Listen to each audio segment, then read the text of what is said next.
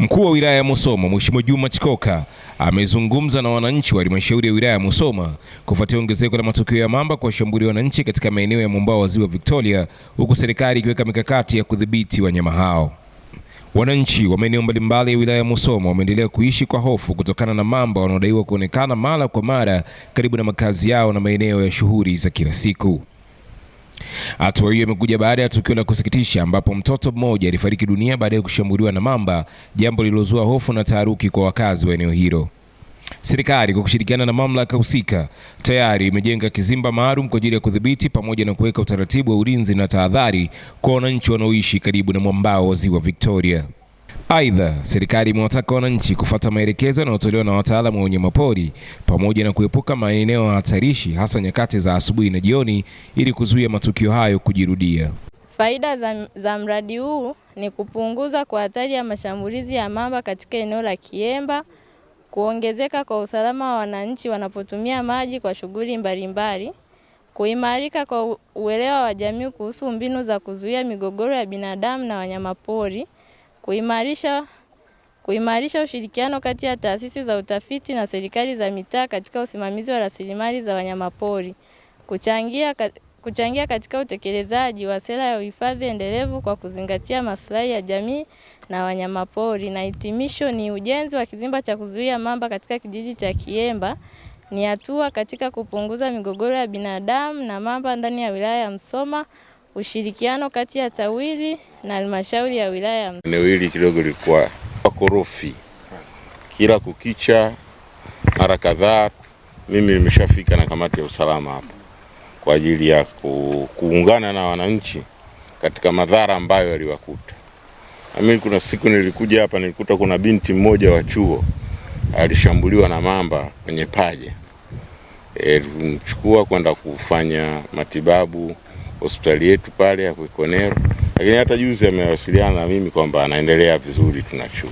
Lakini hapa tukuta hata mtoto mmoja aliuawa hapa.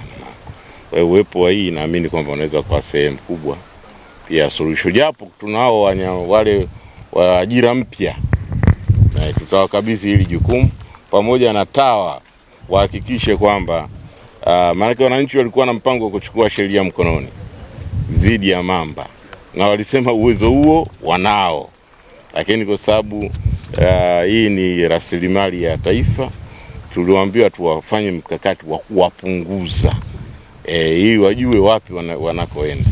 Hapa wananchi wanataka kufanya shughuli zao za uchumi. Tawala na kwa chini ya kamanda wetu mkuu na jemedari mkuu wa Chama cha Mapinduzi Samia Hassan Suluhu Dokta, ni kwamba tunaonyesha namna gani tunafanya kazi na utu na kujali binadamu.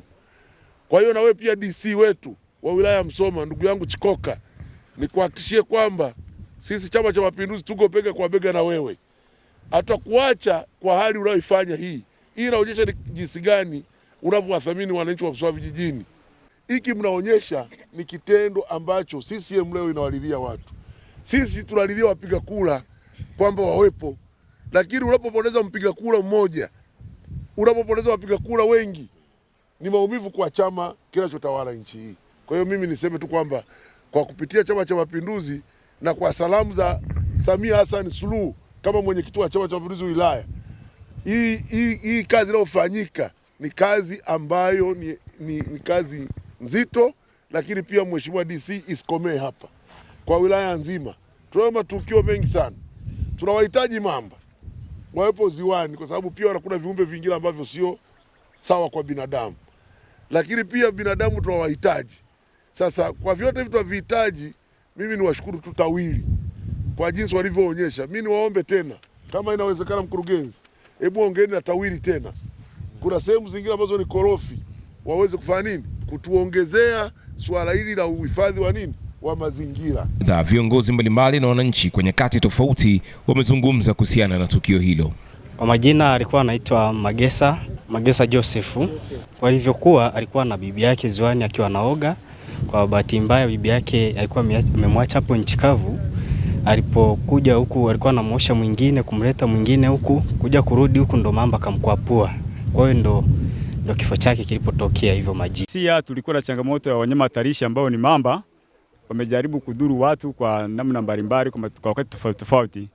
Basi kilio chetu kikapelekea serikali kuu ndio ikafanya mpango wa kutengeneza kizimba kwa ajili ya usalama zaidi. Kwa sasa wananchi wana usalama zaidi wanapokuja Mwaruku kupata huduma mbalimbali, kuchota maji pindi kivu na kuoga.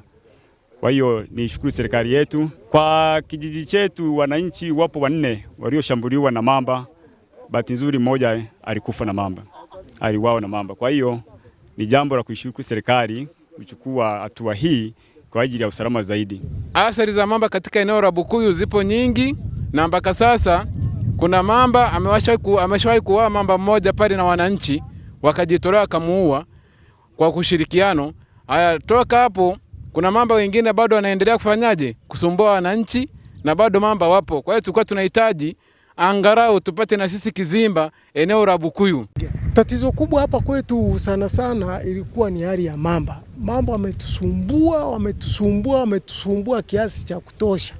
Lakini tunashukuru serikali baada ya kuliona hili imekuja kutusaidia kutuwekea kizimba hapa ili kwa tahadhari kwa watoto ili wasipate mashambulizi na wanyama waharibifu wa majini ya mamba. Kuwa chanzo chako nambari 1 cha kukuletea matukio pamoja na habari mbalimbali hizo ni za biashara na uchumi, michezo na burudani, siasa pamoja na habari za kijamii. Endelea kutembea katika kurasa zetu zote za mitandao ya kijamii, iwe ni Facebook, Instagram, Twitter, ni X pamoja na TikTok. Huko kote tunatambulika kama Yegowasu TV. Lakini hakikisha kwamba pindi unapoingia kwenye YouTube channel yetu una comment, una like, una share. Mwisho kabisa usiache kusubscribe. Hii ni Yegowasu TV, sauti ya jamii, nyuma kuna watu. Mimi naitwa Nado, chumba cha habari yupo Dakawa John.